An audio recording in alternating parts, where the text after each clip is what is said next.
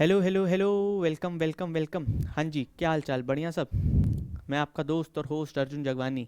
तो आज जो अपना टॉपिक है वो है कैपेसिटेंस। तो आज कैपेसिटेंस के बारे में देखेंगे, उसके बारे में समझेंगे, उससे रिलेटेड एमसीक्यूज करेंगे। तो बने रहना, देखते रहना। चलो चलते हैं, शुरू करते हैं बिना किसी देरी के। तो देखो, कैपेसिटेंस के बारे में सबसे पहले देखते हैं कैपेसिटेंस होता क्या है। भाई कैपेसिटेंस होता क्या है?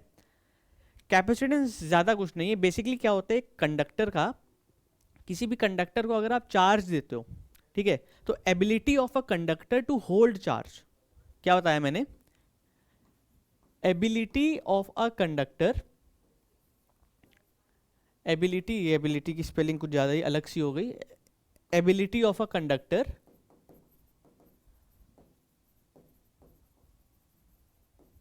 टू होल्ड चार्ज, मतलब कितना चार्ज होल्ड कर सकता है अपने पास। ठीक, ठीक है भाई। ये तो चलो एक थियोरिटिकल आपकी एनालॉजी हो गई, थियोरिटिकल एनालॉजी होगी कि क्या होता है। यहां से पढ़ो, ये क्या है? If a charge is given to a conductor then its potential increases. अब ये एक ऑब्जर्वेशन है, ये ऑब्जर्व किया गया, एक्सपेरिमेंटली ऑब्जर्व किया गया, तो पता चला कि if a charge is given to a conductor, कोई भी कंडक्टर है उस पर चार्ज अपन अगर दे रहे हैं तो उसका पोटेंशियल भी बढ़ रहा है। And the amount of charge given is directly proportional to the rise in potential, यानी जितना चार्ज आप दोगे वो पोटेंशियल आपका उतना ही राइज करेगा, यानी डायरेक्टली प्रोपोर्शनल है। अब आप ये देखते हो कि आप प्रोपोर्शनैलिटी का साइन जब हटाते हो तो क्या आता है? कांस्टेंट आता है। तो प्रोपोर्शनैलिटी का साइन अपन हटाएंगे तो आएगा कांस्टेंट। अब ये जो कांस्टेंट आएगा ये आएगा सी। सी यहाँ पे क्या है? एक कांस्टेंट है। अब ये कांस्टेंट क्या है? ये कांस्टेंट ही आपका कैपेसिटेंस है। ये बात समझ में आ रही है? तो कांस्टेंट आपका क्या है? कैपेसिटेंस। तो कैपेसिटेंस क्या है यहाँ पे? बेसिकली आपका कांस्टेंट है। अगर इसको थोड़ा सा और रीअरेंज करोगे इस फॉर्मूले को तो ये कुछ ऐसा सा आ जाएगा, C equals Q upon V. तो ये देखो आपका C equals Q upon V आ गया है, capacitance equals to Q upon V. तो इसको कुछ ऐसे भी लिख सकते हो कि like the ratio of charge given to the conductor to the rise in its potential is called capacitance, it is denoted by C। ठीक है, तो क्या है? बेसिकली एक रेशियो है, एक कांस्टेंट वैल्यू है, एक रेशियो है। तो यही चीज़ें हैं, समझ रहे हो कि कैपेसिटेंस बेसिकली क्या है? पहली चीज़, अगर एक थियोरेटिकल एनालॉजी चाहिए तो ability of a conductor to hold charge, एक कंडक्टर कितना चार्ज होल्ड कर सकता है is defined by its capacitance, उसके कैपेसिटेंस की कितनी वैल्यू है, पहली चीज़। दूसरा, या तो ऐसे बता सकते हो, it is a ratio of charge applied to a conductor and the rise in its potential, कि अगर कोई कंडक्टर है उस पर हम चार्ज प्रोवाइड कर रहे हैं तो उसका पोटेंशियल भी बढ़ेगा। तो वो उसका रेशियो, कि कितना चार्ज देने पे कितना कितना पोटेंशियल बढ़ रहा है, तो जो रेशियो की वैल्यू आएगी वो कैपेसिटेंस हो जाएगा। ऐसे याद कर लो। ठीक, तो समझने के अलग अलग तरीके हैं, आपको जो सूट करे, आपको जो बेटर लगे वो आप कर सकते हो। ये फॉर्मूला है कैपेसिटेंस का। अगर यहाँ सही से नहीं समझ में आ रहा तो यहाँ लिख दे रहा हूँ, C equals Q upon V. तो ये फॉर्मूला है, ये भी एक फॉर्मूला है। तो सब फॉर्मूले एक के बाद एक रीअरेंज करके ही आए हुए हैं। तो जो आपको फॉर्मूला सही लगे आप अपने दिमाग में रख लो, क्योंकि ये फॉर्मूला आपको काम आएगा आगे डेरिवेशंस वगैरह में, आगे न्यूमेरिकल्स वगैरह में। तो ये सब फॉर्मूले आपको भी आगे काम आने वाले हैं। तो ये तो बेसिकली आपका एक कैपेसिटेंस हो गया। अब देखो, अब अगला टॉपिक क्या होगा? अगला टॉपिक क्या होगा? अगला टॉपिक है अपना potential energy of a charge conductor. मतलब एक कंडक्टर है, उसको आपने चार्ज दिया, पहले पहले उसको आपने चार्ज प्रोवाइड किया। अब आपने जितना उसको चार्ज प्रोवाइड किया है उसकी वजह से उसकी पोटेंशियल एनर्जी कितनी होगी, उसमें एनर्जी कितनी बढ़ेगी। भाई चार्ज बढ़ेगा तो पोटेंशियल बढ़ेगा, पोटेंशियल बढ़ेगा तो पोटेंशियल एनर्जी भी बढ़ेगी। तो सीधा सीधा कॉन्सेप्ट है कि मान लो, चलो आपके पास कोई कंडक्टर है, मान लो ये कंडक्टर है, ठीक है। अब ये कंडक्टर है, इसको आपको टोटल चार्ज देना है Q, ठीक। तो अब देखो क्या है कि हम कह रहे हैं कि हम इसको टोटल चार्ज हमें क्यों देना है, पर हम देखो टोटल चार्ज एक साथ नहीं देंगे इसको, हम इसको देंगे छोटा छोटा चार्ज, हम DQ चार्ज करके इसको देंगे। हम वही चीज़ कॉन्सेप्ट है, छोटा स्मॉल मिलाते जाओ लार्ज बनाते, तो छोटा छोटा चार्ज करके हम इसको DQ चार्ज करते हुए हम लोग इसको टोटल चार्ज प्रोवाइड करेंगे बेसिकली। सो हमारा work done in giving a charge, work done in providing D Q charge to this, ये कुछ अलग ही कलाकारी हो गई, हाँ, in the amount of work done in providing D Q charge to this conductor. तो कितना वर्क डन होता है, अब आपको ये फॉर्मूला तो पता ही होगा, W इक्वल्स क्यू वी, ये हमने इलेक्ट्रिक पोटेंशियल में ये फॉर्मूला पढ़ा था। तो वहाँ से ये देखो टोटल चार्ज अगर प्रोवाइड किया तो उसके लिए, तो हम लोग बात कर रहे हैं for a small amount of charge. तो वर्क डन इन गिविंग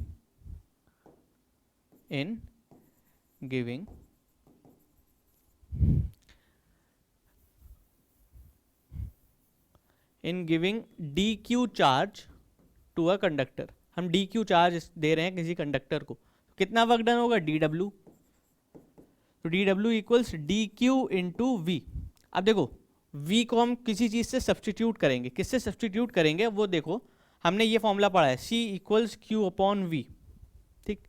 अब अगर कंडक्टर है, कोई कंडक्टर है, इसको हमने चार्ज प्रोवाइड किया है तो उसका पोटेंशियल भी बढ़ा होगा, और चार्ज और पोटेंशियल बढ़ा है तो जाहिर सी बात है किसी हर कंडक्टर में उसका कैपेसिटेंस भी होगा, क्योंकि कितना चार्ज होल्ड करता है ये उसकी एबिलिटी है ना। कैपेसिटेंस क्या होती है, ability of a conductor to hold charge. तो हर कंडक्टर का अपना अपना कुछ ना कुछ एक स्पेसिफिक एक कैपेसिटेंस होगा, कोई ना कोई एक, क्योंकि ये एक कांस्टेंट है ना, तो हर कंडक्टर का अपना अपना एक कैपेसिटेंस होगा।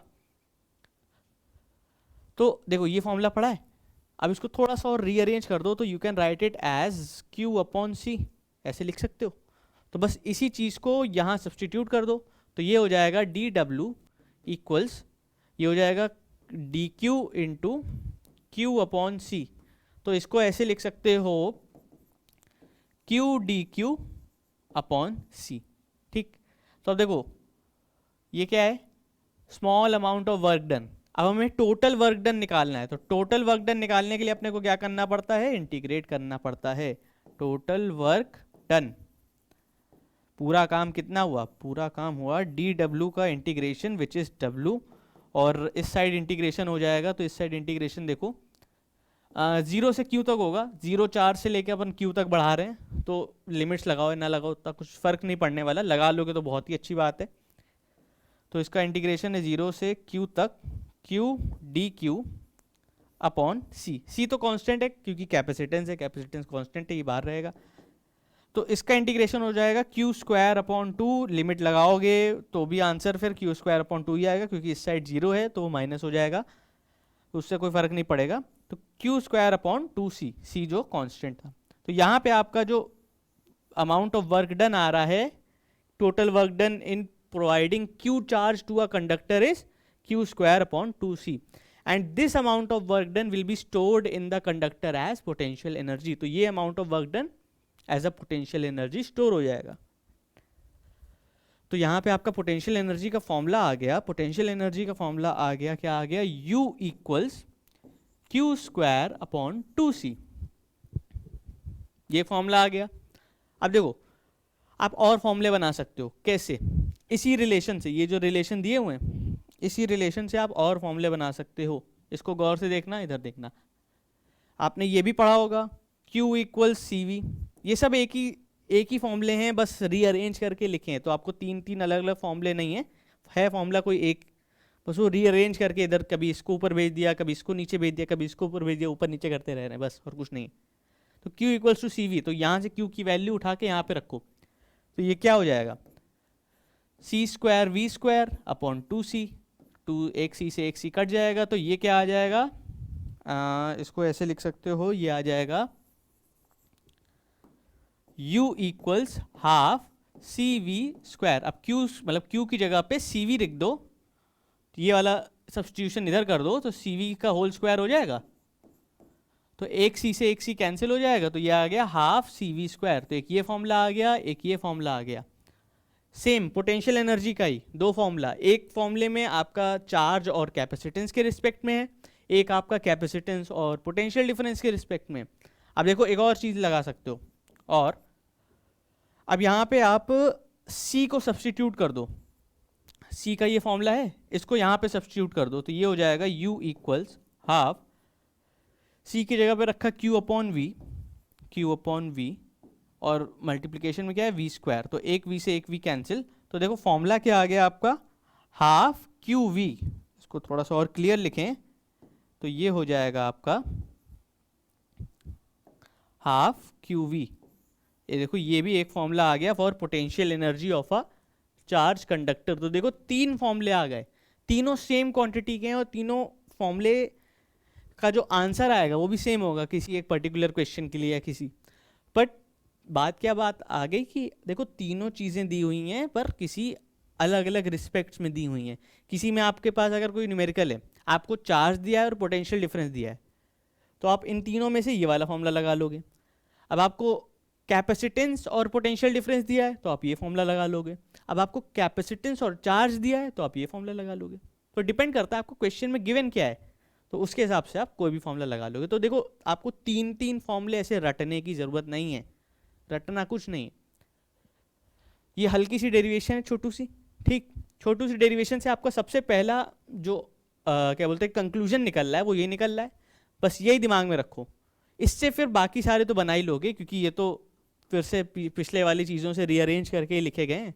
तो एक दिमाग में रखो, बाकी बना लोगे, बस यही करना है, और इसमें और कुछ ज़्यादा नहीं है। इससे रिलेटेड आपके न्यूमेरिकल वाले एमसीक्यूज बन सकते हैं, ठीक है। अब आगे देखते हैं, आगे देखो क्या है, आगे क्या है, capacitance of a spherical conductor. अब एक स्पेरिकल कंडक्टर है, उसका कैपेसिटेंस क्या होगा। मान लो स्पेरिकल कंडक्टर है कुछ ऐसा सा स्पेरिकल कंडक्टर है जिसका चार्ज यहाँ मान लो कंसेंट्रेटेड है, इसका रेडियस है r, इसमें चार्ज कंसेंट्रेटेड है q। कैपेसिटेंस का जनरल फॉर्मूला क्या होता है, कैपेसिटेंस का जनरल फॉर्मूला होता है q अपॉन v, बिल्कुल हम जानते हैं, ठीक। अब अगर ये स्पेरिकल कंडक्टर है तो इसमें चार्ज है तो इसका कुछ इलेक्ट्रिक पोटेंशियल भी होगा। अब electric potential for a spherical conductor होता है आपका ज़्यादा कुछ नहीं, v equals 1/4πε0 q upon r, ये होता है electric potential for a spherical conductor. अब इसमें देखो रीअरेंज कर लो फॉर्मूला, जो ये q है इसको भेज दो नीचे, तो ये हो जाएगा v upon q equals 1/4πε0 r, ये हो जाएगा।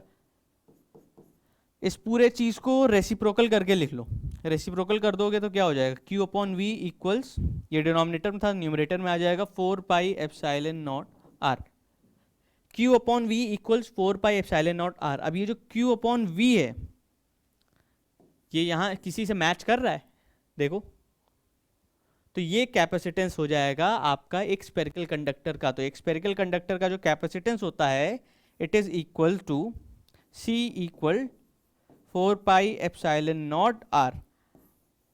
तो this is the expression for capacitance of a spherical conductor. अब यहाँ पे एक चीज गौर करना, ये जो 4πε0, ये जो इतना सा टर्म है ये क्या है, कांस्टेंट है, सिर्फ यहाँ पे वेरिएट क्या हो सकता है, r, केवल रेडियस चेंज हो सकता है स्पेरिकल कंडक्टर का। तो यहाँ पे जो कैपेसिटेंस है डिपेंड कर रहा है रेडियस पे, ये बात ध्यान में रखना। क्योंकि भाई अगर मान लो छोटा सा कंडक्टर होगा जिसका रेडियस स्मॉल होगा, इसका रेडियस मान लो स्मॉल है तो उसका कैपेसिटेंस भी इवेंचुअली स्मॉल होगा। अगर रेडियस बड़ा है, ठीक है, अगर रेडियस मान लो बड़ा है तो उसका कैपेसिटेंस भी बड़ा होगा। तो मतलब रेडियस पे डिपेंड कर रहा है। तो बेसिकली यहाँ पे इसकी एक ज्योमेट्रिक प्रॉपर्टी पे डिपेंड कर रहा है। स्पेयर है तो इसके रेडियस पे डिपेंड कर रहा है ना, तो भाई तो इसकी ज्योमेट्रिक प्रॉपर्टी पे तो डिपेंड कर रहा है। देखो यहाँ पे कोई भी चार्ज वार्ज पे डिपेंड नहीं कर रहा है, चार्ज की वैल्यू आप चाहे जो रखो, यहाँ पे देखो चार्ज पे डिपेंड ही नहीं कर रहा है, ना ही पोटेंशियल डिफरेंस पे डिपेंड कर रहा है, उनमें से किसी भी वैल्यू पे डिपेंड नहीं कर रहा है, यहाँ पे डिपेंड कर रहा है रेडियस पे। जबकि कैपेसिटेंस का ये फॉर्मूला होता है Q अपॉन V, पर इन पे डिपेंड नहीं कर रहा है, डिपेंड कर रहा है उनकी एक geometric property which is radius. तो ये चीज़ें हैं। अब यहाँ पे एक चीज़ और आती थी, एक MCQ आ सकता है, इसके चांसेस हैं क्योंकि ये MCQ बहुत ही कॉमन हो सकता है।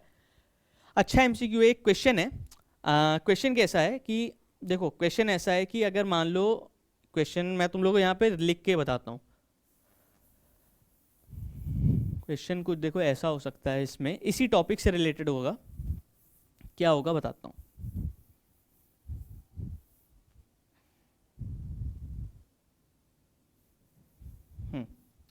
क्वेश्चन मान लो कुछ ऐसा हो सकता है, अब एमसीक्यू में कैसे फ्रेम होगा उसको तो चलो देख लेंगे बाद में। मान लो अगर क्वेश्चन यहाँ पे तुमसे पूछूं कि can there be a spherical conductor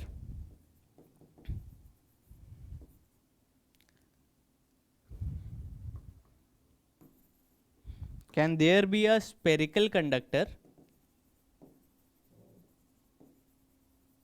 of capacitance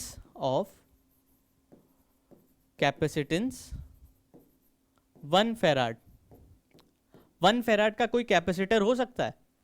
1 farad का कोई स्पेरिकल कंडक्टर हो सकता है जिसका कैपेसिटेंस 1 फैराड हो? ऐसा कोई कंडक्टर पॉसिबल है? अब आप कहोगे कि इसमें कौन सी बड़ी बात है भाई, 1 फैराड है, 1 फैराड कोई बहुत बड़ी वैल्यू थोड़ी नहीं है। C equals Q upon V, 1 coulomb charge provide करो, 1 वोल्ट प्रोवाइड करो तो 1 फैराड आ जाएगा, क्योंकि कैपेसिटेंस की यूनिट होती है 1 फैराड। तो 1 फैराड कोई बहुत बड़ी चीज़ थोड़ी नहीं है कि 1 कूलम चार्ज प्रोवाइड करना है, 1 वोल्ट पोटेंशियल डिफरेंस इंक्रीज होगा, तो बस उतना ही इसी पे आके ये आ जाएगा इसकी वैल्यू। पर भाई यही चीज़ तो खेल है, ये चीज़ पॉसिबल नहीं है। मतलब रियल लाइफ में आप देखो, मैथमेटिकली तो आप लिख सकते हो, ला सकते हो, कोई बड़ी बात नहीं है, बट रियल लाइफ में पॉसिबल नहीं है। रियल लाइफ में आप 1 फैराड का कैपेसिटर यूज़ ही नहीं कर सकते हो बिल्कुल भी। अब आपको कहीं मिलेगा ही नहीं, किसी दुकान पे पूछने जाओगे अगर 1 फैराड का कैपेसिटर चाहिए, 1 फैराड का कंडेंसर भी बोलते हैं इसे, कंडेंसर बोलते हैं, कैपेसिटर बोलते हैं, कंडक्टर बोल लो, ठीक, कोई भी नाम दे दो, ठीक है। आपके जो कूलर्स होते हैं, कूलर होगा ना सबके घर में, चलता है ऐसे गें गें गें गें गें, तो उसके अंदर होता है क्या बोलते हैं, कंडेंसर होता है। ख़राब हो जाता है तो फिर बदलाने ले जाते हो, तो उस पर रेटिंग भी दी होती है कि कितने कैपेसिटेंस का है, लिखा होता है। पर उस पर 1 फैराड का कभी कहीं नहीं मिलेगा, किसी दुकान पे चले जाओ नहीं मिलेगा। क्यों नहीं मिलेगा? अब देखो, स्पेरिकल कंडक्टर की अगर मैं बात करूं तो स्पेरिकल कंडक्टर का मैंने फॉर्मूला क्या बताया था, 4 पाई एप्सिलॉन नॉट आर, ये बताया था। अब हम कह रहे हैं कि हम मान लेते हैं, चलो हम मान लेते हैं कि हमारे पास ऐसा कंडक्टर है जिसका कैपेसिटेंस 1 फैराड है, ठीक। तो मान लिया हमारे पास एक स्पेरिकल कंडक्टर है जिसका कैपेसिटेंस 1 फैराड है। हम निकालना चाह रहे हैं कि वो कितना बड़ा कंडक्टर होगा। इतना बड़ा होगा पत्थर जितना, फुटबॉल जितना बड़ा होगा, बास्केटबॉल जितना बड़ा होगा, कितना बड़ा होगा? तो हम मतलब बेसिकली हम उसका रेडियस निकालना चाह रहे हैं, हम देखना चाह रहे हैं कितना बड़ा कंडक्टर है भाई, उठा के लाना पड़ेगा, 4 आदमी बुलाने पड़ेंगे, कैसे होगा? तो हम उसका रेडियस निकालते हैं। चलो, तो हमने मान लिया हमारा कैपेसिटेंस कितना है, 1 फैराड, तो इसकी जगह पे ये कांस्टेंट वैल्यू है, इसको नीचे भेज दो तो ये हो जाएगा C upon 4 pi epsilon equals R। तो C की जगह पे लिख दो 1, ठीक। 4 पाई एप्सिलॉन नॉट की जगह पे 4 पाई एप्सिलॉन नॉट ही लिखे रहने दो, कोई दिक्कत नहीं, R। तो 1 अपॉन 4 पाई एप्सिलॉन नॉट, तो ये पूरा एक कांस्टेंट होता है, ये तो वैल्यू पता है, तो ये हो जाएगा 9 इंटू 10 टू द पावर 9। इसकी वैल्यू अगर यहाँ रख दोगे तो यही होती है। तो यहाँ पे रेडियस कितना आ रहा है, 9 into 10 to the power 9 metre. अब इतना ज़्यादा रेडियस आ रहा है, अब ये रेडियस खुद सोचो, 9 into 10 to the power 9 metre का रेडियस है उस स्पेरिकल कंडक्टर का। अब यहाँ पे एक बहुत ही फैक्ट वाली बात बताऊं तो इवन जो अर्थ होता है अपनी जो धरती माता है, ठीक, इवन जो अर्थ है, अर्थ का रेडियस इवन सिर्फ 6400 किलोमीटर है। ये अर्थ का रेडियस है 6400 किलोमीटर को अगर मैं लिखूं तो ये हो जाएगा 6.4 into 10 to the power 6 metre. Earth का रेडियस है ये, और ये जो वैल्यू आ रही है अर्थ के रेडियस से भी ज़्यादा आ रही है। तो अब क्या रियल लाइफ में तुम कोई ऐसा कंडक्टर बना सकते हो कि जिसका रेडियस अर्थ से भी ज़्यादा हो? तो कहाँ रखोगे, कहाँ, जेब में कहाँ रखोगे? तो कोई पॉइंट ही नहीं है ना, तुम बना ही नहीं पाओगे, रख भी नहीं पाओगे। तो इसीलिए 1 फैराड का कैपेसिटर आपका एग्जिस्ट ही नहीं कर सकता फिलहाल इस धरती पे, क्योंकि अर्थ के रेडियस से भी बढ़ा जा रहा है। तो अर्थ के रेडियस से बढ़ा है तो रखो कहाँ? सवाल तो यही है, तुम हमको ये बता दो, तुम बना तो लो, चलो रखो कहाँ? किसके जेब में रखोगे? तो नहीं हो सकता है, इसीलिए ये खेल है, समझ रहे हो? तो ये खेल है। अब आगे बढ़ते हैं, आगे देखो क्या है, आगे क्या है, आगे है आपका MCQs. MCQs, the value of capacitance depends upon. अब कैपेसिटेंस की वैल्यू किस पे डिपेंड करती है? ए बी सी डी, चार ऑप्शन है, चारों में से देखते हैं कौन सा। पहला ऑप्शन दिया है वोल्टेज अप्लाइड, दूसरा दिया है थिकनेस ऑफ कैपेसिटर प्लेट्स, तीसरा दिया है ज्योमेट्री ऑफ द कैपेसिटर, चौथा दिया है density of the capacitor plates. अब याद करो, मैंने तुम लोगों को एक फॉर्मूला बताया था, C equals Q upon V, ये फॉर्मूला बताया था। अब इसमें अगर मैं तुमसे कहूँ कि हम चार्ज को बढ़ा रहे हैं, ठीक, तो कैपेसिटेंस क्या बढ़ेगा कि घटेगा? कैपेसिटेंस पे क्या इफेक्ट आएगा? अगर हम चार्ज को बढ़ाएं, डबल कर दें, तो क्या कैपेसिटेंस डबल हो जाएगा? अब कुछ होनहार बच्चे होंगे, वो कहेंगे हाँ भाई डबल हो जाएगा, यहाँ से डायरेक्टली प्रोपोर्शनल लग रहे हैं, तो आप चार्ज बढ़ाओगे तो कैपेसिटेंस भी बढ़ जाएगा। तो मेरे भाई यहाँ पे हो सकता है गलत हो तुम। गलत हो तुम कैसे? अगर चार्ज तुम बढ़ा रहे हो, ठीक, तो याद करो मैंने ये भी बताया था Q is proportional to V, तो तुम चार्ज बढ़ाओगे तो पोटेंशियल भी अपने आप बढ़ेगा। चार्ज बढ़ाओगे तो भी तो पोटेंशियल बढ़ेगा, ये तो पहले ही बताया था। तो चार्ज बढ़ाओगे पोटेंशियल बढ़ेगा, तो तुम चार्ज बढ़ाए तो पोटेंशियल भी बढ़ गया पीछे पीछे, दोनों चीजें बढ़ गई, तो इवेंचुअली ये जो रेशियो था ये तो कांस्टेंट ही रह गया। तो ये तो कांस्टेंट ही रह गया, यहां पे भी कांस्टेंट की तरह ये तो आता था,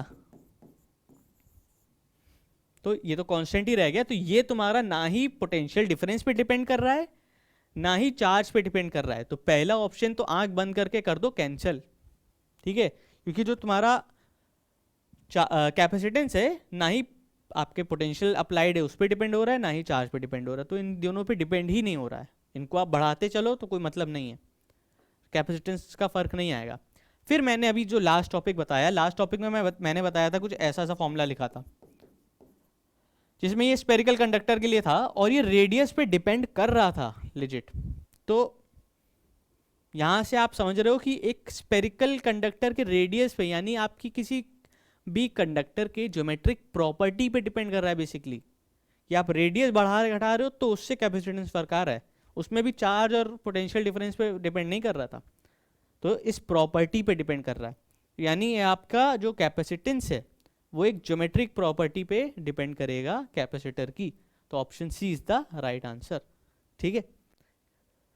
आगे बढ़ते हैं, आगे देखो क्या है, a 5 microfarad capacitor has potential difference across its plates of 200 volts, the charge on the capacitor is.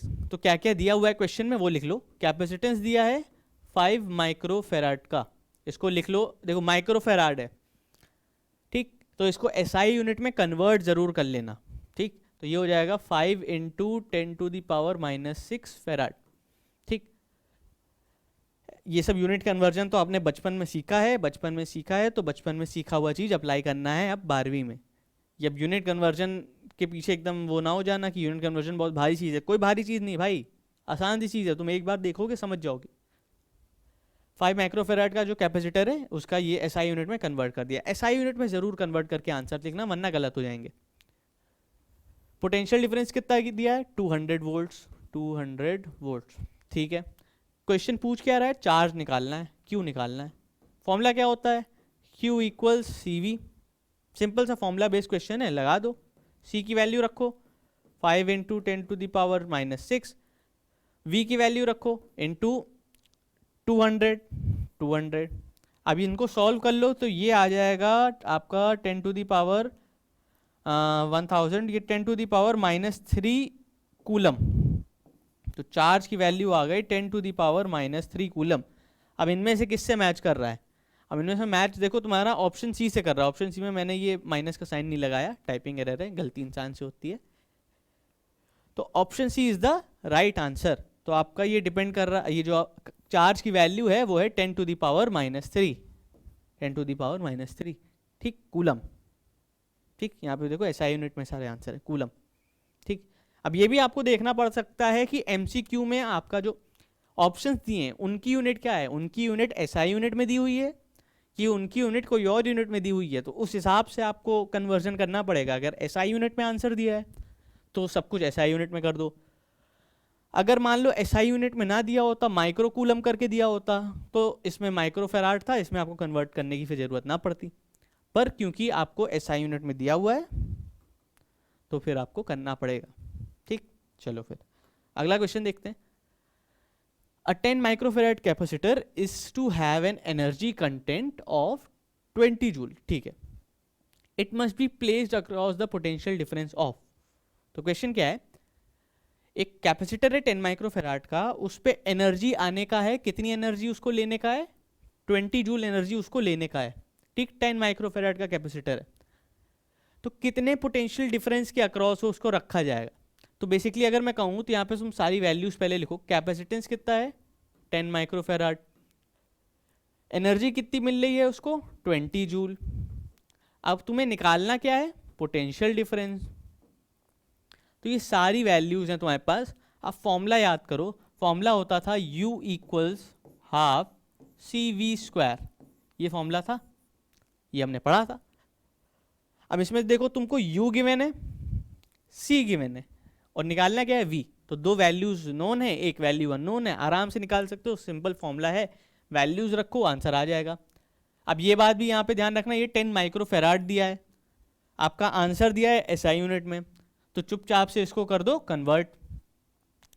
तो इसको कर दोगे तुम 10 टू द पावर हो जाएगा 10 टू द पावर -5 फेराड। अब ये कैसे आया, ये तुमको बहुत बेसिक कन्वर्जन है। 10 into 10 to the power -6 farad है, तो एक की पावर +1 एक की -1, तो ये हो जाएगा 10 टू द पावर -5 फेराड। तो कोई कंफ्यूजन ना रहे इसलिए बता दिया।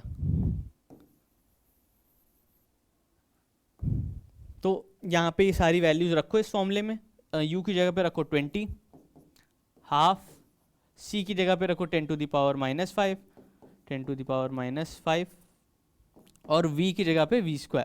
ठीक, अब बाकी सारी वैल्यूज उस साइड भेज दो, V² को एक तरफ रखो, तो ये हो जाएगा 40 इंटू, इसको इस साइड भेजोगे तो ये इसकी पावर प्लस हो जाएगी, ये हो जाएगा 10 to the power 5 equals V²। अब इसको थोड़ा सा और करोगे तो ये हो जाएगा 40 into 10 to the power 6 equals V²। अब स्क्वायर अंडर रूट कर दोगे दोनों साइड्स, तो ये हो जाएगा √4 into 10 to the power 6 equals आपका V। ठीक, ये आ गया। अब देखो क्या हो जाएगा, अब इसका अंडर रूट कर दो तो ये आ जाएगा आपका 2, और इसकी पावर अगर 6 है तो इसकी पावर हो जाएगी 3, है ना। हाँ, 2 इंटू 10 टू द पावर 3, ये क्या आ गया आपका potential difference, which is 2 into 10 to the power 3 volt, यानी कि 2000 वोल्ट, यानी कि आपका ऑप्शन सी आ गया। तो यानी आपका जो पोटेंशियल डिफरेंस है वो कितना आ रहा है 2000 वोल्ट्स, यानी option C is the right answer. अगला देखते हैं, अगला क्या है। A capacitor of capacitance C is connected across a battery of EMF E and negligible resistance। ठीक है, what is the value of energy stored between the plates of capacitor। ठीक है, capacitor of capacitance C, तो capacitor का capacitance C है, is connected across a battery of EMF E। अब देखो potential difference V करके दिया हो या EMF करके दिया हो, तो दोनों चीज़ें सेम है। मतलब अब वो चीज़ अब तुम कहोगे तो पोटेंशियल डिफरेंस और EMF की टेक्निकली डेफिनेशन पे जाओगे तो अलग अलग है, बट हैं तो दोनों वोल्ट्स में ही डिफाइन होगी ना आपकी। एक बस पूरे कंप्लीट सर्किट के लिए, एक एक्सटर्नल सर्किट के लिए, तो बात तो वही है ना। तो तुम कंप्लीट सर्किट का ले रहे हो तो तब EMF ले लेना, जब तुम एक पर्टिकुलर किसी दो पॉइंट्स के बीच में ले रहे हो, दो पॉइंट्स के बीच में ले रहे हो तो पोटेंशियल डिफरेंस ले लेना, बात वही पड़ जाती है। तुम E लिखो चाहे V लिखो। तो हाँ, तो आपके पास कैपेसिटेंस दिया है, EMF दिया है, अब कह रहे हैं energy, what is the value of energy stored between the plates of capacitor. अब ये चार फॉर्मूले लिखे, तो ये है CE², ये है हाफ CE², ये है 1/4 CE², और ये है 1/3 CE²। तो हमने पढ़ा है पोटेंशियल एनर्जी में, मतलब potential energy of a capacitor में, ऑफ अ चार्ज कंडक्टर में हमने फॉर्मूला पढ़ा था U equals half CV square. ठीक, अब V वहाँ पे पोटेंशियल डिफरेंस था, अब यहाँ पे V क्या है, EMF है। तो यहाँ पे इस फॉर्मूले को ऐसे लिख सकते हो, हाफ CE स्क्वायर, V की जगह पे E लिख दो, तो ये पोटेंशियल एनर्जी का फॉर्मूला हो जाएगा। तो ये फॉर्मूला किससे रिजेंबल कर रहा है, आपका ऑप्शन बी से रिजेंबल कर रहा है, जो कि आपका ये है। तो इसमें और कुछ नहीं था, तो बहुत चिंटू सा क्वेश्चन था, बहुत छोटू सा क्वेश्चन था, ठीक है, मजाक था ये तो तुम्हारे लिए।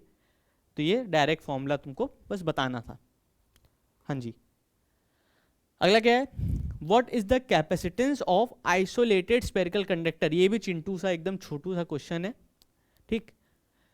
What is the capacitance of isolated spherical conductor, ये तो डायरेक्ट आपको फॉर्मूला मालूम होना चाहिए, C equals 4 pi epsilon not R, बड़ा बड़ा लिखा है सफ़ेद अक्षरों में। स्फेरिकल कंडक्टर का आप मैंने कैपेसिटेंस निकाल के बताया कि ये होता है 4 पाई एप्सिलॉन नॉट R, तो यहाँ पे सीधे सीधे ये हो जाएगा, ये आपका ये हो गया क्वेश्चन, और कुछ नहीं था, बहुत इजी सा था। ऐसे कुछ कुछ इजी क्वेश्चन भी आएंगे, कुछ कुछ ऐसे टिपिकल से भी आएंगे। अभी आपका कॉम्बिनेशन ऑफ कैपेसिटर्स आने तो उसमें और ऐसे पूरा फिगर विगर बना के आएंगे, पूरा ऐसे करके, ठीक है। तो उसमें ऐसे कर करके बहुत आएंगे क्वेश्चन, तो तब वो आएंगे तब उसको भी डिस्कस करेंगे, ऐसी कोई वो बड़ी बात नहीं है, वो भी अच्छे क्वेश्चन आएंगे। तो कुछ एकदम बढ़िया घुमा के क्वेश्चन आएंगे, कुछ ईजी आएंगे, तो इस तरीके से ही क्वेश्चन आएंगे। आगे देखते हैं, आगे तो ख़त्म, बाय बाय टाटा। तो यही चीज़ था, यही सब चीज़ें देखो, कुछ टॉपिक्स उससे रिलेटेड, कुछ MCQ। तो ऐसे करते करते अपने दोनों चीज़ें तैयार हुई, कॉन्सेप्ट भी तैयार हो रहा है, MCQ भी तैयार हो रहा है, और एक प्रॉपर MCQ भी आएगा आपका, एक पूरा MCQ जिसमें सारे MCQs होंगे, और स्पेसिमेन तो आ ही गया है, तुम स्पेसिमेन का इंतजार करो, मैं स्पेसिमेन बताता हूँ तुम लोग को अगली वीडियो में, या अगली वीडियो में तुम्हें स्पेसिमेन बहुत जल्द मिल जाएगा, स्पेसिमेन के पूरे सॉल्यूशन और वो, तो साथ मिलकर डिस्कस करेंगे। तब तक के लिए बने रहना, चलते हैं, good night, bye bye, tata, see you.